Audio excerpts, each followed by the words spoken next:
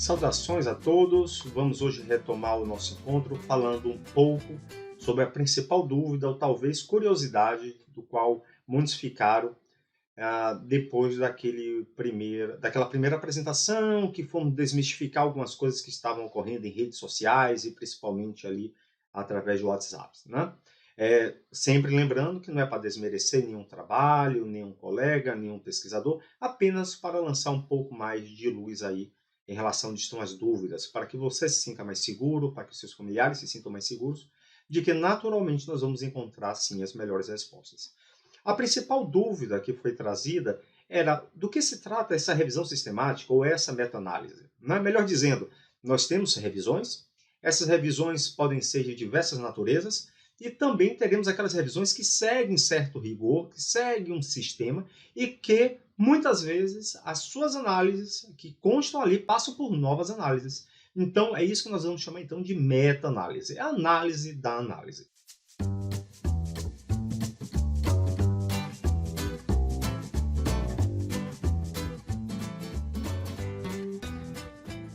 Essa pirâmide aqui das evidências, nós estávamos falando que no ponto mais alto eu teria aquelas informações que são filtradas, né? Aquelas informações que são filtradas. Por isso que muitas vezes elas passam a ter uma maior confiança, porque elas seguem certos critérios, né?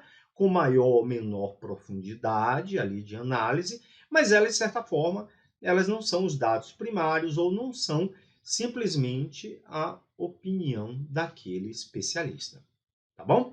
Então, aonde que nós estamos? O que que nós vamos falar um pouco hoje sobre essas revisões sistemáticas e depois, em um momento futuro, se tudo for ocorrendo bem, se a gente conseguir esse tempinho extra de sentar aqui e filmar para vocês, vamos falar sobre meta-análise, inclusive como ver um gráfico de meta-análise. Isso daí talvez seja o mais interessante para os profissionais da área de saúde. Como ver, como analisar esses gráficos de meta-análise. Mas hoje vamos pensar de como é essa revisão sistemática e como ela vai evoluir para a questão da meta-análise, tá bom? A primeira coisa, as perguntas. Tá? Eu vou tentar ser muito sucinto, muito claro, para que vocês entendam do que nós estamos tratando em relação à pesquisa em um banco de dados, né? Como nós pesquisamos isso. Primeira coisa, eu não posso simplesmente perguntar o que eu quero da forma que eu quero. Até a pergunta clínica que eu desejo fazer, ele tem que seguir ali um protocolo, ele tem que seguir um modelo, ele tem que seguir uma sistemática. Porque até aquilo que eu pergunto, você terá o direito de também perguntar e fiscalizar, observar ou tentar recuperar em uma outra data aqueles trabalhos que vieram ou que foram originados da pergunta inicial. Então, a primeira coisa, para quem está ali na área de saúde ou querendo fazer uma avaliação da literatura, é saber fazer essa questão qualificada, né? Como é que nós fazemos uma pergunta clínica bem qualificada? Nesse exemplo, tá, nós temos aqui o uso do método PICO.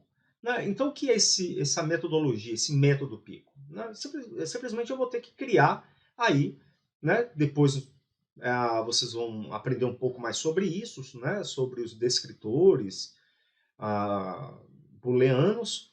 E nada mais vai ser do que, olha, a primeira coisa eu tenho que definir quem é o meu paciente, depois qual tipo de intervenção ele está passando, depois como, inclusive, nós veremos, é um critério de qualidade ou de avaliação desse trabalho com o que está se comparando. Né?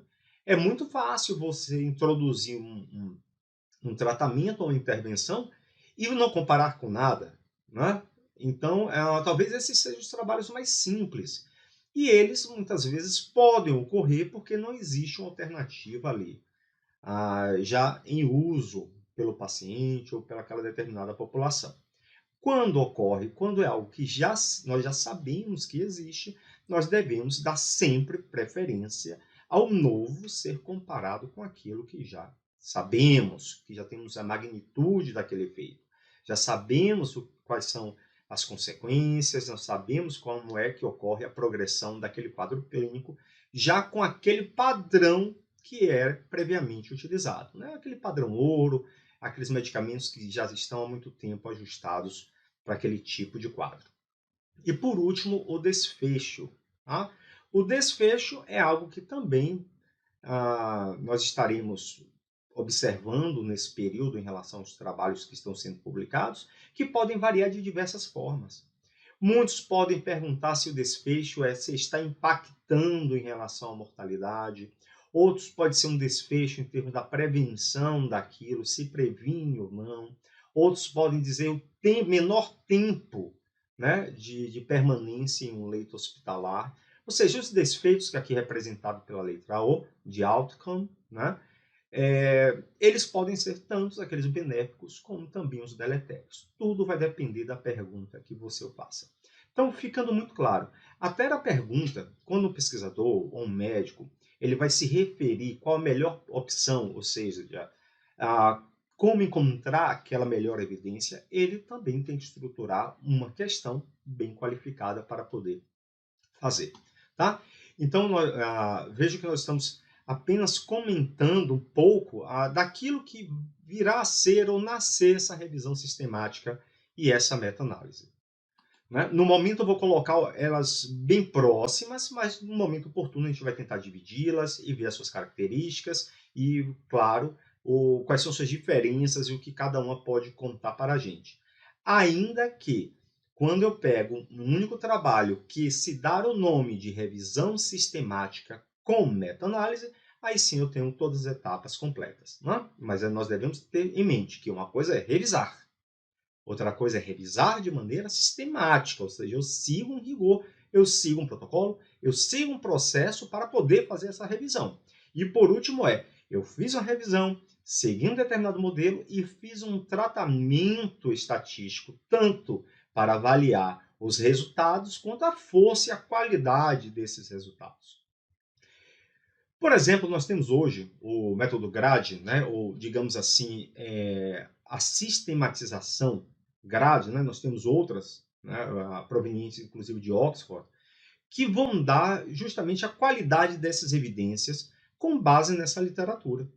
Então, utilizando esse sistema de graduação, não será incomum para uma série de doenças, uma série de tratamentos, uma série de condutas clínicas de uma maneira geral, porque nós vimos que a saúde baseada em evidência não se restringe somente à questão do tratamento, mas até da prevenção, poderá ser dito naquela diretriz, né, ou naquele protocolo, que o nível de evidência é alto.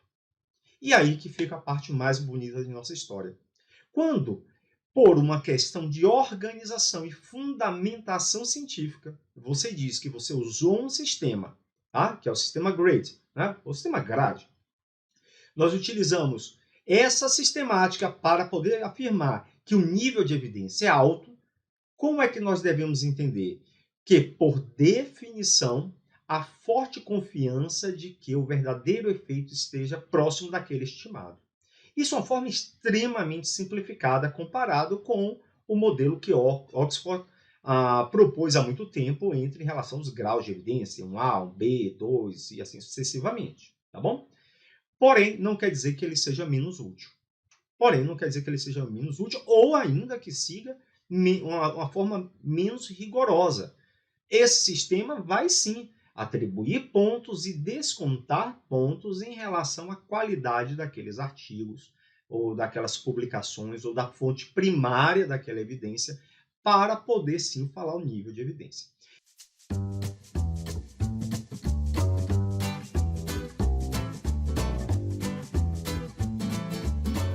Então, fica aí a primeira recomendação.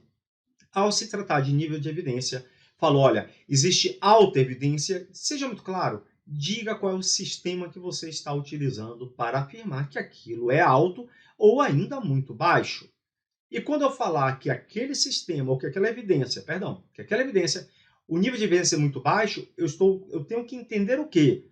Que é a confiança na estimativa do efeito, ou seja, que aquela afirmação, que eu digo que pode ser, por exemplo, tal medicamento seja eficaz para determinado tratamento, há um grau de incerteza muito grande. Então, por isso eu posso dizer, olha, o nível de evidência é muito baixo. tá bom? E as implicações aí são as daquelas decorrentes desse nível de evidência, né? Quando eu falo que uma evidência é muito alta, dificilmente novos trabalhos vão fortalecer ou mesmo até descaracterizar já essa força. É algo que está muito bem consolidado. Não estou dizendo que seja impossível, mas decorre de novas investigações e novas apurações para poder justificar o porquê aquela evidência deixa de ser alta, né? No nosso caso, em farmacogenômica, pode existir sim. Nós podemos ter uma situação onde determinados medicamentos, esse efeito ele é de altíssimo grau de confiança para determinadas populações, mas por uma questão genética, nós não podemos garantir que seja observado a mesma eficácia. Então, isso aí fica uma dica também para o pessoal que está enveredando aí na farmacogenômica, na farmacogenética. As revisões sistemáticas com meta-análise também se aplicam às nossas pesquisas clínicas da área com biologia molecular. Por último aqui, né, eu vou mostrar a vocês, vou dar um exemplo de mais ou menos como são essas etapas, como essas etapas vão ocorrendo durante um processo de revisão sistemática. Então, nós temos a formulação da pesquisa. Então, veja que naquele pequeno quadrado aqui que eu mostrei a vocês, né, nessa etapa aqui, olha, bonitinho, eu vou circular. Somente nesta etapa aqui, eu já demonstrei que há um certo rigor. Ao formular a pergunta da pesquisa, eu apenas não disse qualquer pergunta. Eu disse que eu utilizei um método. E que método foi esse? Foi o método PICO, ou a estratégia PICO. E aí eu vou dizer, inclusive lá nas publicações, como foi que eu escrevi o nome do paciente ou do caso na situação do quadro clínico, né? Não precisa ser o nome do paciente, tipicamente, óbvio, né? Nós estamos falando do quadro clínico, paciente com insuficiência renal crônica, né? Hipertensão essencial e assim sucessivamente. Vai se definir a estratégia dessa busca, vai se realizar nos bancos de dados, dizendo claramente qual foi a fonte, né, desses bancos de dados, né, que nós temos dezenas que podem ser ajustados a determinadas áreas. Identifica-se, então, esses artigos através do título e de seus resumos, e aí você passa para uma nova etapa. Depois de feito, né, nós vimos a questão do mar, depois de feito todo o levantamento do quanto que nós temos de volume de informação, aí nós vamos seguir para recuperar esses artigos. E para isso eu terei que deixar muito claro quais são os critérios de inclusão ou exclusão. Eu aceitarei de maneira indistinta crianças e idosos? Terá alguma relação se aquilo acomete mais homens ou mulheres? Determinado estadiamento da doença me importa, eu irei restringir a determinado quadro? É a fase inicial da infecção ou é a fase mais grave da infecção?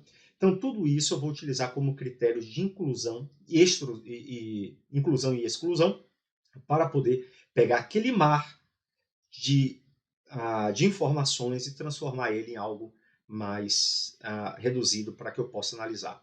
Depois disso, nós vamos fazer a extração desses dados, vamos avaliar a qualidade desses artigos com novos critérios, né, para ver se eles se adequam ou não, né, se eles passam pelo rigor da qualidade que nós desejamos, tudo de uma forma sistemática.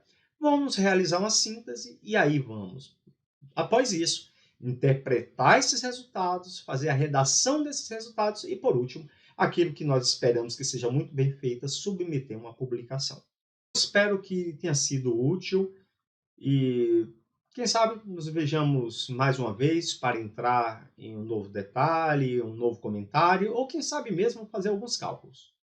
Que estejam todos bem em suas casas.